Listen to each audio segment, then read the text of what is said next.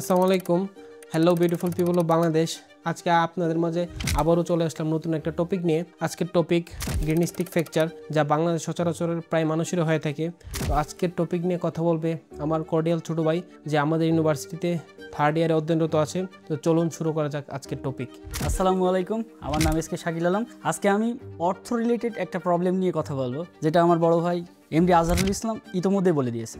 Basically এই সাবজেক্টটাকে আমি অনেক ভালোবাসি, তার কারণ আমার নিজের মামা, উনিও একজন ডাক্তার, উনিও এই বিষয়ের ওপরে কাজ করে থাকে। আজকে আমি এখানে তার কারণ উনার মাধ্যমে আমি এই অর্থোপেডিক সেক্টরটা দেখেছি, জেনেছি, শুনেছি, বুঝেছি। ইনশাল্লাহ সামনেও একসঙ্গে কাজ করব, আপনারা দোয়া করবেন। এখন এই ভালোবাসার জায়গা থেকে যখন আমি অর্থোপেডিক সাবজেক্টটা পড়ি, তখন আমি ডিপ থেকে ডিপেস্ট লেভেলের ইনফরমেশন ম্যানেজ করার চেষ্টা করি। ওই একটা কথাই আছে না, প্রথম ভালোবাসা ভোলা যায় না। হ্যাঁ, তবে আমি কোনো মেয়ের সাথে ভালোবাসার কথা বলছি না, আমি বলছি স্পেশালিটির উপর ভালোবাসার কথা। এখন মূল কথায় আসা যাক। বরাবর পড়ার সময় আমার সামনে একটা মজার বিষয় এসেছে, একটা ফ্র্যাকচার, নাম গ্রিন স্টিক ফ্র্যাকচার। এটা সব থেকে বেশি বাচ্চাদের হয়ে থাকে। আমি এখানে খুব বেশি ডাক্তারি ভাষা ব্যবহার করব না, আর যেগুলো ব্যবহার করব সেগুলো খুবই সিম্পলিফাই করব, যেন আপনাদের বুঝতে সুবিধা হয়। এখন বর্তমান জলজান্ত উদাহরণ হচ্ছে ফিলিস্তিনের গাজার বাচ্চারা। বেশিরভাগই বাচ্চারা ম্যারাসমাস ম্যালনিউট্রিশনে ভুগতেছে। আপনারা সেটা সোশ্যাল মিডিয়াতে দেখতে পাচ্ছেন। তাদের এপিটাইট, তাদের ক্ষুধা ভেরি ভেরোসিয়াস, খুবই মারাত্মক, রাক্ষসী টাইপের। ক্ষুধার জ্বালায় পাগল হয়ে যাচ্ছে।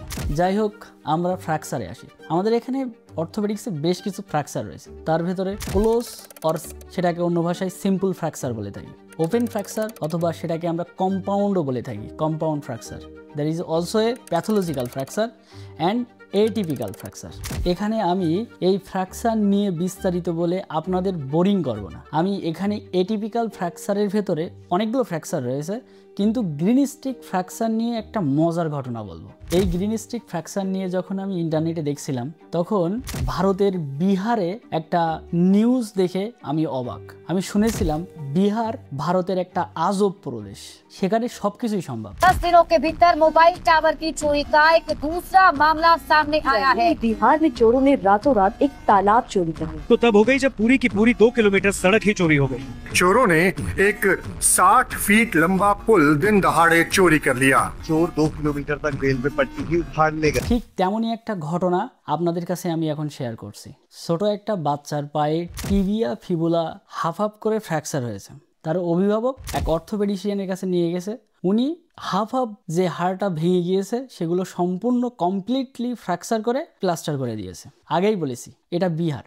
বাহারি রকমের ঘটনা এখানে ঘটে থাকে। ওই বাবা মা পরবর্তীতে তাদের ডিএম এর কাছে যে অভিযোগ দিয়েছে যে ডাক্তার আমার বাচ্চার পা সম্পূর্ণ ভেঙে দিয়েছে যেন সে মোটা অঙ্কের বিল করতে পারে। এমন বেশ কয়েকটা ঘটনা এই গ্রিন স্টিক ফ্র্যাকচারের বিরুদ্ধে ইন্টারনেটে আছে, আপনারা সার্চ দিলে পাবেন।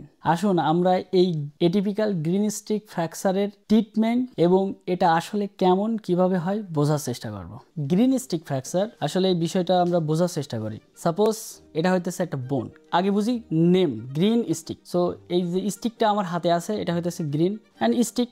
এখন এটা যদি আমরা বোন কল্পনা করি আর কি, তো বোন, তো এটা হইতেছে আমাদের সাবজেক্ট। এখন সাধারণত আমরা এই সাবজেক্টের যে সাইডে প্রেশার ক্রিয়েট করি, আমি যদি ইনার সাইড থেকে এটার উপরে প্রেশার ক্রিয়েট করি, তাহলে আউটার পার্টের বোন যে কর্টেক্স এরিয়া থাকে সেটা ফ্র্যাকচার হয়ে যায়, কিন্তু ইনার সাইড অল রাইট থাকে, লাইক দিস। এখানে গ্রিন স্টিক ফ্র্যাকচারটা এমনভাবে ঘটে থাকে, সাবজেক্ট বোনের আউটার কর্টেক্সটা ফ্র্যাকচার হয়ে যায় অ্যান্ড ইনার কর্টেক্সটা এরকমভাবে ভালো থাকে। যদি আমাদের কোনো ফ্র্যাকচার হয় তাহলে সেখানে কিছু সাইন সিমটম থাকে, যেমন ওখানে পেইন থাকবে, টেন্ডারনেস মানে হচ্ছে যেখানে আমাদের ফ্র্যাকচার হয়ে গেছে, আমি যদি ওখানে স্পর্শ করি বা হাত দিই তাহলে সে পেইন ফিল করবে। সাথে সাথে সেই জায়গাটা সুইলিং হয়ে থাকে, ফুলে থাকে, এবং ডিফর্মিটি মানে আগের অবস্থায় ওই জায়গাটা থাকে না। সাথে সাথে ক্রিপিটাস মানে হচ্ছে ওই পেশেন্ট বলবে সাধারণ ভাষায়, আমার এর ভিতরে কস করতেছে। অ্যান্ড অ্যাবনর্মাল মোবিলিটি, এই অ্যাবনর্মাল মোবিলিটি হইতেছে সব থেকে শিওরেস্ট সাইন, কারণ সে আগে ওই অঙ্গটা যেভাবে নাড়াইতে পারতো এখন আর সেভাবে পারবে না। কিন্তু গ্রিন স্টিক ফ্র্যাকচারে এই সব ধরনের সাইন সিমটম সবসময় প্রেজেন্ট থাকে না, এই জন্যই এটা এটিপিক্যাল।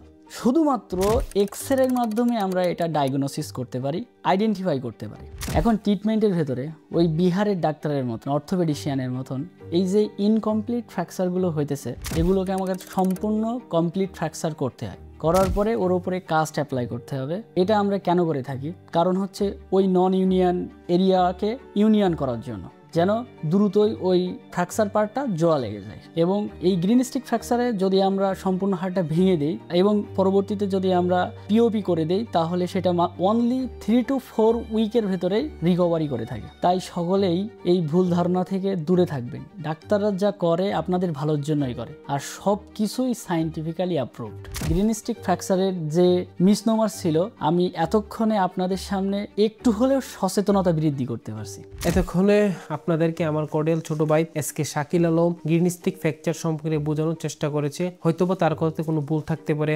আপনারা সবাই ক্ষমা দৃষ্টিতে দেখবেন। ততক্ষণ আপনারা সবাই ভালো থাকেন, ইনশাল্লাহ দেখা হবে পরের কোনো ভিডিওতে। Good bye beautiful people of Bangladesh.